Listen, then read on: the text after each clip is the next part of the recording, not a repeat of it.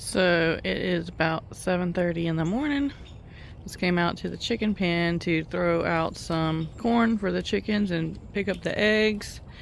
And we just recently, just 2 days ago, I did a rooster cull because we had about 3 or 4 roosters that we hatched in the spring that we needed to cull, and I went ahead and culled 2 of my Drake ducks. We had 6 ducks, and 2 of them were females and 4 of them were males, and the ratio of too many males was becoming really stressful on the ducks. So I went ahead and culled 2 of them, and we hatched 2 ducklings in the spring, and one was a male and one was a female, and only the male made it, and he's been pushed out. He hasn't been accepted into the flock, and so I'm hoping that he will have a better chance now that there are less males to dominate.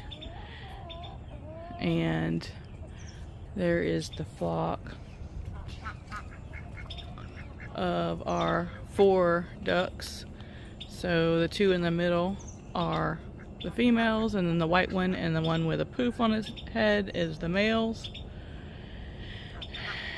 And the roosters, once they start becoming stressors on the hens, when there's too many roosters out here, that's when I know when they start breeding that it's time to cull them. And I kind of wait as long as I can, just because I want to see I want to observe them and see who grows the fastest and who gets to be the biggest, so that I can choose. I usually keep one for the breeding flock. This big red rooster here is Orange Man. He was added last year. He was last year's pick of the year to become the next rooster, and he is a dominant rooster. And the rooster that we kept from this early spring's hatching is this rooster right here. He's a black Australorp. I imagine we used to have a black Australorp rooster that was second in command, and I culled him earlier in the year because he was always getting out of the pen, and he was not that big. He was from Tractor Supply, so he wasn't part of our bloodline, but he was a pain in the neck, so I went ahead and culled him, and I kept one of my red roosters from my red broilers. And then my red broiler rooster got killed by a hawk, so we had another opening. So he was the biggest and most fastest growing out of the 5 roosters that we had to choose from. And then this rooster right here, I don't know if this is a rooster or not. He acts like a hen, he looks like a hen, he doesn't have any characteristics of a rooster except for some sickle feathers on his tail. The other roosters weren't trying to breed this chicken. I have not seen any rooster try to breed it, and I have not seen it breed. It was in the same hatch as these full-grown roosters that are running around, you know, in the evening time trying to fertilize and fight over every hen that they can. But this chicken here is not done that, and it looks like a hen for all intents and purposes to be 6 or 7 months old, except for it has some sickle feathers in its tail. But like I said, I haven't seen it try to fertilize anything or anything try to fertilize it. So it may have issues as far as it may have some genetic problems. And it may be both, or it may be lacking something because it's kind of like in the middle and hasn't done anything. So that's a mystery to me, so I just left her here for the time being to see how it pans out with that. So that's that, and that's the chickens. And I wanted to show and share the update on the seed planting for fall.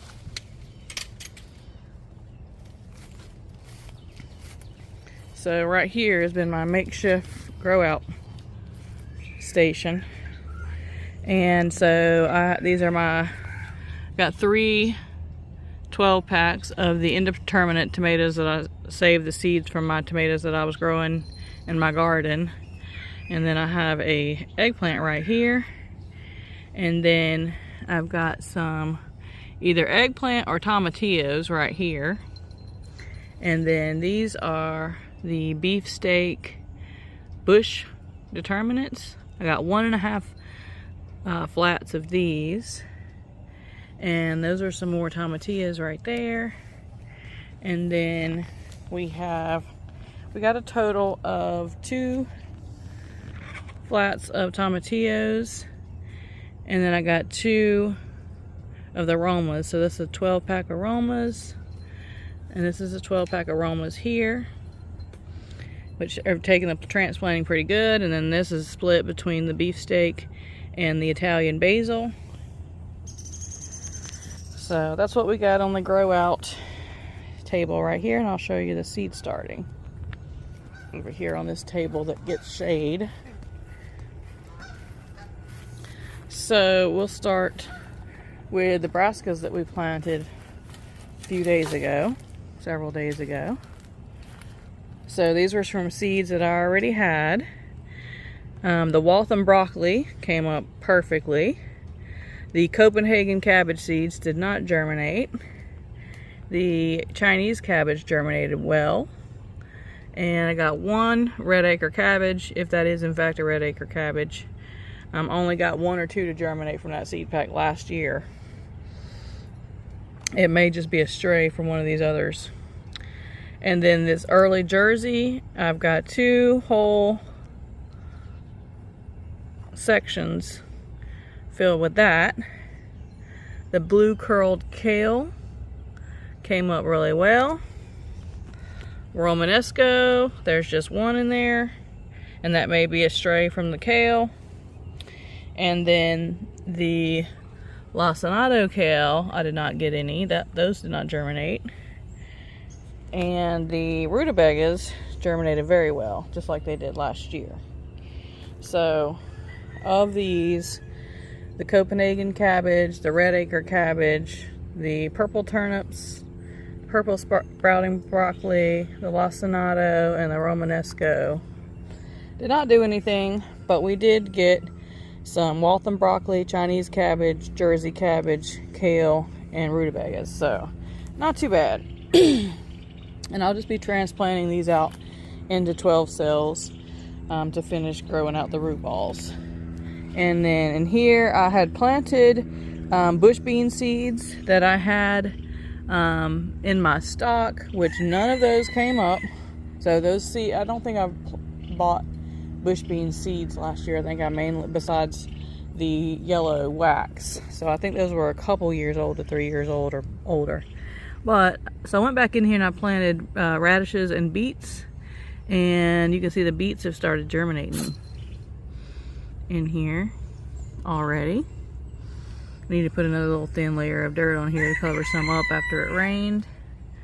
And then I put radishes and beets in here. I don't see any that germinated in here, but that's what we did in here. Or actually we did Grand Rapids lettuce in here, and then Detroit beets in here. So I don't think I put any radishes, just beets. I actually labeled that to help me remember. So far, nothing's come up with the nasturtiums or the Granix onions or the bunching onions. So none of the onions that we planted have come up yet. And as for the herb blend that we did, so far nothing's come up with that. I think this is a stray tomato seed that was in there. The zinnias that I planted came up. And then in here was my collards. I had collards planted in this whole row, and I've already transplanted them. And I planted Christmas lima beans. So when I was picking my lima beans, I saved a few of the dried beans, and I just ended up with about 14 seeds. So I planted 2 in this cell right here since I emptied it out. So that's Christmas limas coming up right there. the rest of my collards. I don't know if I'll save these or not. I might save a few and give them away. And then this was the red Russian kale. So I've only had about 4 or 5 red Russian kale come up so far. And those were new seeds that I just purchased from Lowe's. So coming over here are autumn sunflowers. Things were Velvet Queen is what they were called. They came up really well. I've started transplanting them out into the garden. And then this experiment over here. So my beans, my saved bean seeds were not coming up at all. They weren't germinating. So I went in my pantry and I grabbed a handful of navy beans, a handful of Great Northern beans, some kidney beans, and some pinto beans, dried beans, out of my pantry stock. And here is the kidney beans. They're germinating. These 2 rows right here are more the rest of the Christmas limas that I got from the garden and planted. They're coming up. Kidney beans, they're starting to germinate down in there. You can see the Great Northern beans are germinating. Nothing out of the pinto beans right here yet. These are the transplanted collards. And then here's more of the Great Northern beans. They're coming up really well. And then here is some navy beans, and they're not coming up. So far from the pantry dried beans, the Great Northern beans and the kidney beans are doing good. They're coming up great, but I haven't got anything out of the navy beans or the pinto beans yet.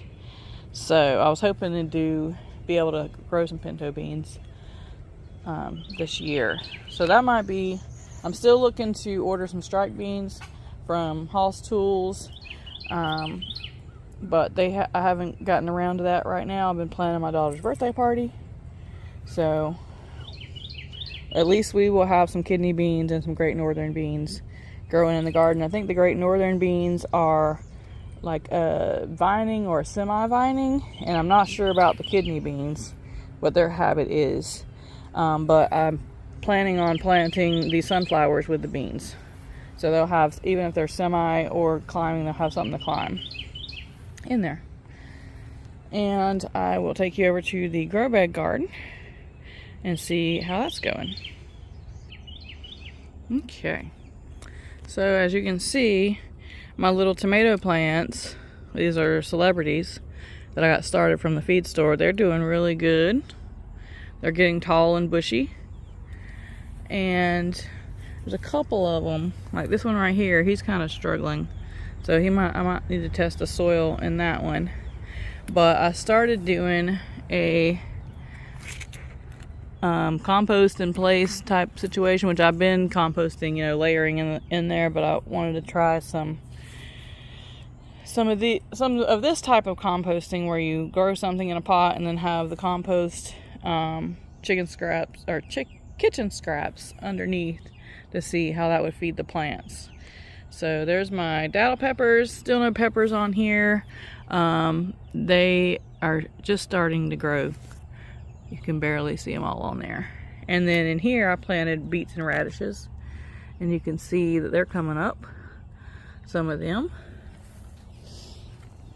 And that tomato plant's looking great. And then over here in the front I got a pepper and some Thai basil and some more basil and another tomato plant, and this one's not growing very much, and there's something that's hosting on it. I don't know what that is, but I'll have to check it out. And I got my my pepper plants that I transplanted from over off the table that I started from my own seeds, from kitchen scraps. And then in here I planted some more beets and radishes, and I can already see a bunch of radishes coming up with beets starting to germinate. So that's what we got going on the grow bag, and I will talk to you guys when I got something else going on later. So this is duck and rooster breast fajitas from the drakes and roosters that we grew out and processed last week. And I can the thighs and the wings and the legs, and I save the breast and cut them into strips this time. And we are making fajitas with the duck breast and the rooster breast, aka chicken breast. So this the duck is all dark meat, the chicken breast is all light meat. So this should be a pretty good version of like chicken and steak tacos. So, or fajitas is what we're gonna have tonight. Hello, it is August 19th, 2022, and this is what we have been canning this week. So, earlier, last week actually, I butchered 2 extra duck drakes and 3 roosters that we hatched in the early spring.